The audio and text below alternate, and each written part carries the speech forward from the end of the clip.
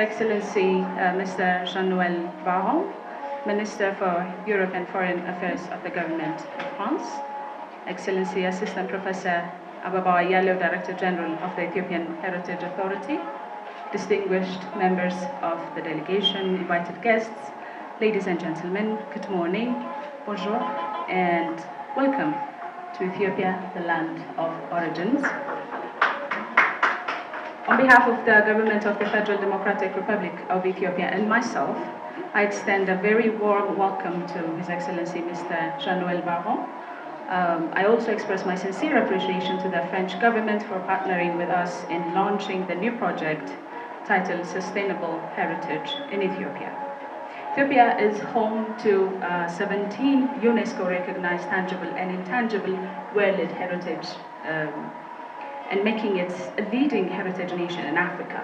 And beyond this, Ethiopia is blessed with breathtaking natural landscapes and remarkable heritage treasures tied to its multi-millennial history. Thank you. Thanks to you, I had the privilege to glimpse some of the treasures of Ethiopia's rich heritage.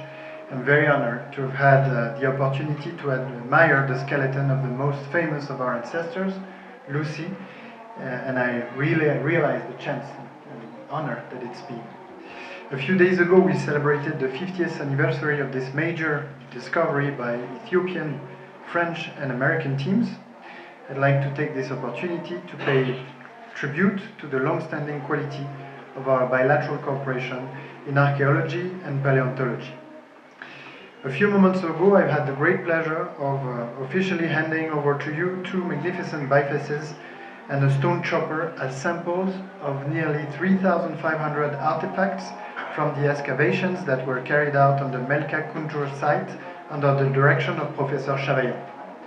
These artifacts, which by mutual agreement had been sent to France for study, now find their place in the Ethiopian paleontological collections.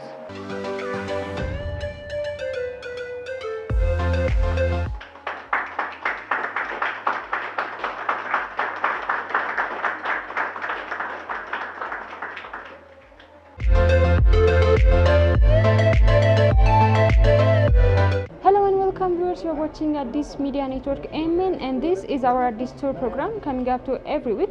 Today we're visiting the National Museum of Ethiopia together with different representatives from France and Ethiopian higher government officials. France's Minister of Europe and Foreign Affairs, Jean-Noël Barrot, is visiting this museum along with Minister of Tourism, Salamawit Kasa, and Professor Ababa Yalo, Director of the Ethiopian Heritage Authority, and also with other higher government officials. Hopefully you will enjoy. To stay with our program.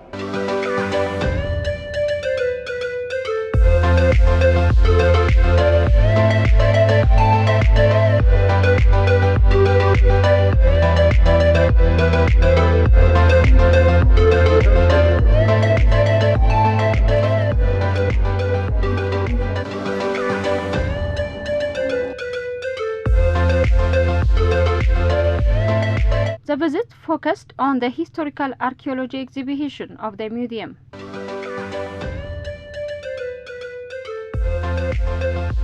RD, partial skeleton of Ardipithecus ramidus. This partial skeleton, also nicknamed RD, was excavated in 1994 and 1995.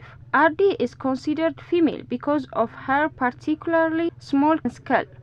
She stood about 120 centimeters tall and weighed about 45 to 50 kilograms, about the same size as female chimpanzees. RD combined tree climbing and bipedal walking on the ground.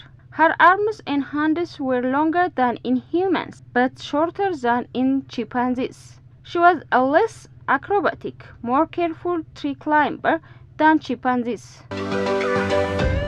And also there is Salam, partial skeleton of Australopithecus afarensis.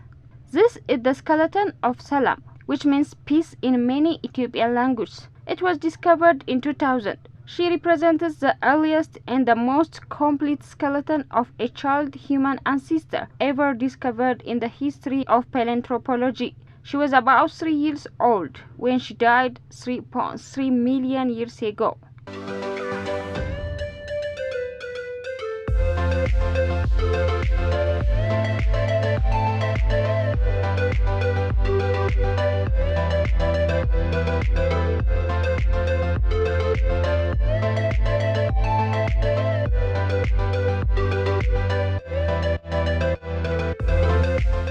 The Ethiopian antiquity marked the beginning of writing. During this time, the Pseudo-Arabic script was borrowed to write a non-vocalized Semitic language in which only consonants were transcribed. Over time, the script evolved and became vocalized. Historical archaeology. The current landscapes are the result of profound changes in the environment that began at the end of African humid period, which existed from 6000 to 4000 before Common Era. During the last millennia that preceded the Common Era, in the Horn of Africa, human societies started to rely on domesticating animal and vegetal resources. This represented a fundamental step toward the emergence of the historical period.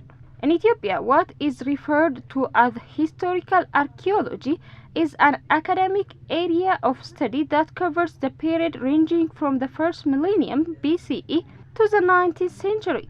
This time period was marked by the diffusion of writing and by the development of complex political entities. The latter shaped their environment and territories while also strengthening their connection with each other and within the wider world.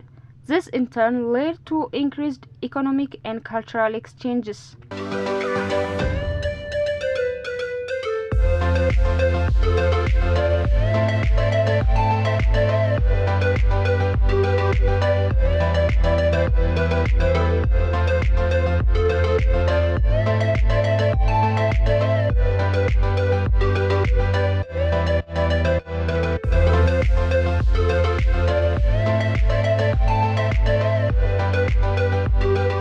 The visitors have been explained that the period known as Ethiopian antiquity flourished within a territory located along the Red Sea, which was in contrast with the Nile Valley and Arabia in what is modern-day northern Ethiopia and Eritrea.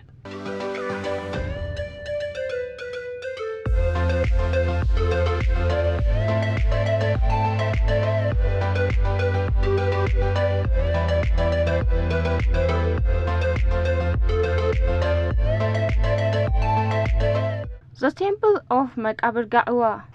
Maqabir Ga'wa is an archaeological site located near the modern city of Wuqro. Recent excavations have uncovered a religious complex dedicated to the god Al-Maqah dated to the 8th century BCE. It was probably active until the 4th or the 3rd BCE. The temple has a square plan oriented on an east-west axis. Numerous cult objects and offerings have been recovered. The inscriptions show strong ties between this temple and the one at Yaha.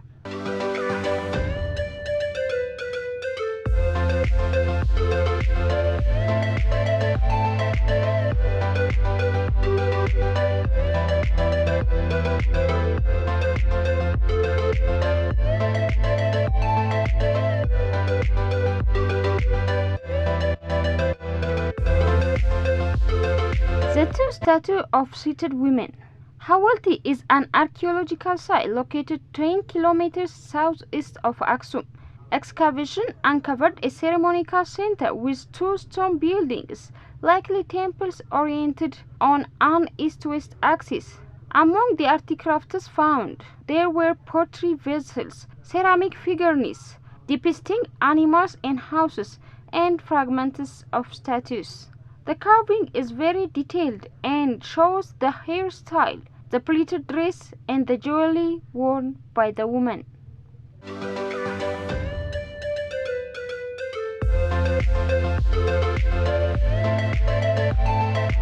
It was richly decorated and was discovered in a fragmentary condition next to the two statues.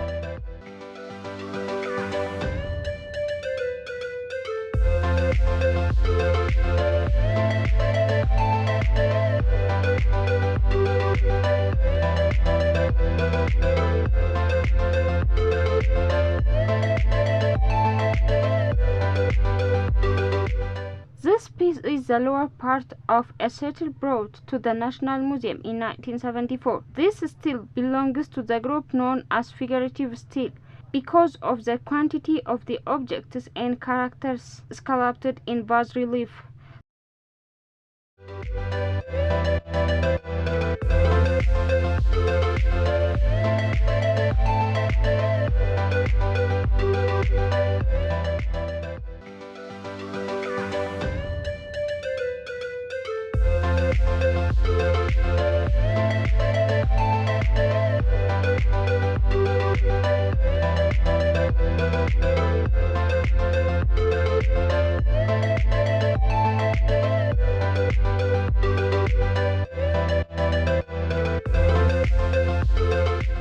That's why the Islamic civilizations.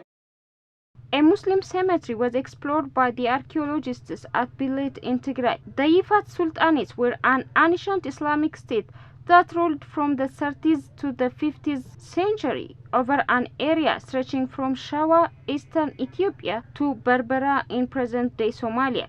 Muslims largely controlled the long-distance trade and connected Ethiopia to the Red Sea, the Arabian Peninsula, Egypt, to the Indian Ocean. Although only some items survived archaeologically, different patterns could still be reconstructed by archaeologists. Stone and glass beads were widely traded in the interior of Ethiopia. Locally made ceramics are usually the most common artifact recovered from Muslim settlements in Ethiopia. These pots were used for multiple functions such as transport, storage, cooking and serving. It is rare to find wall pots. Their shards and decoration provide us with information on their origins and the method used to produce them.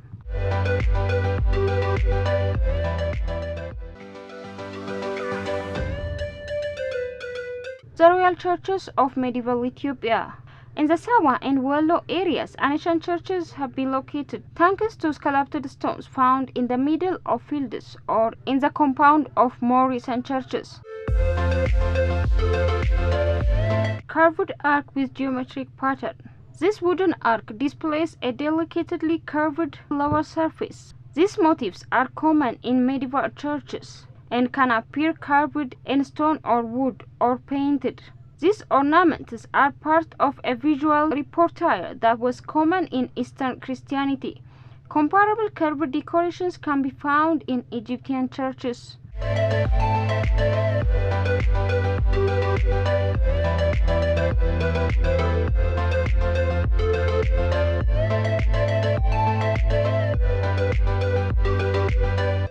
Pottery production follows different operative chains within similar universal steps: collecting and preparing the clay, shaping, roughing, forming and finishing, surface treatment, decoration and fringe. Each of these steps can be carried out using different techniques, and the process of implementing these techniques are numerous. Thus, pottery traditions express cultural tradition. Archaeologists try to identify the shape and function of the potteries discovered and the technology used to better understand and characterize the societies they study.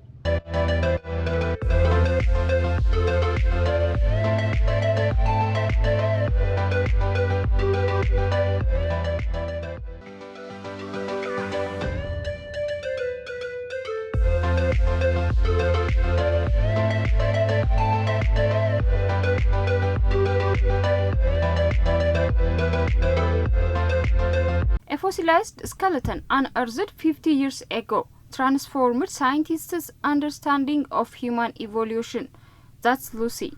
The discovery by American paleontologist Don Johanson and graduate student Tom Gray on November 24, 1974 in Ethiopia opened a new chapter in the human story, offering proof that ancient hominids were able to walk upright on 2 feet 3 million years ago, a trait once thought to have evolved more recently in tandem with big brains and tool use. Assigned to a new species, Australopithecus afarensis, but best known by her simple nickname, Lucy, body had a mixture of ape and human-like traits that suggested they occupied a pivotal branch in the human family tree. She has flooded 5 decades of scientific research and debate, as well as ignited a broader public fascination with human origins.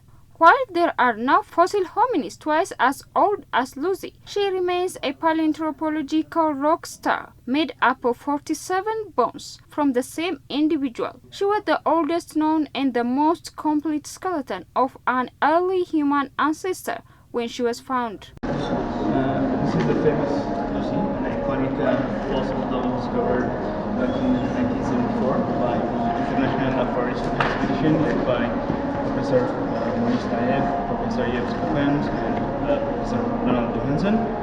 And Lucy is been fully erect and hardly in wear. So based on that, the age was estimated between 12 or 13 years old when she died.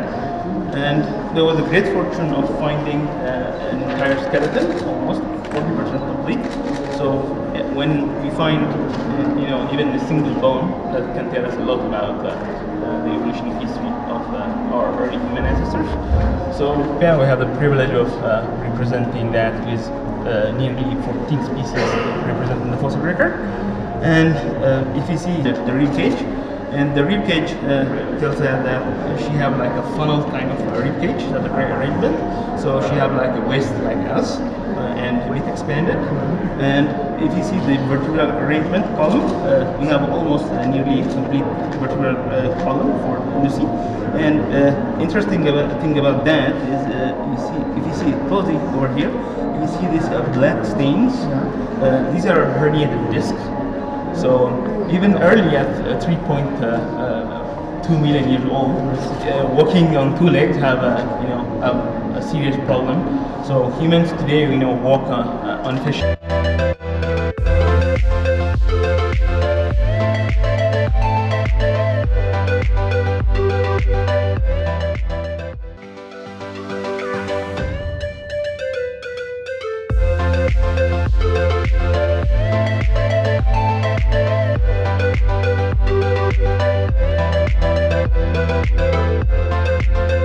I hope you have enjoyed our stay here at the National Museum of Ethiopia. This was all for today's Addis Tour program. Stay tuned with other programs of Addis Media Network. Amen. Goodbye for now.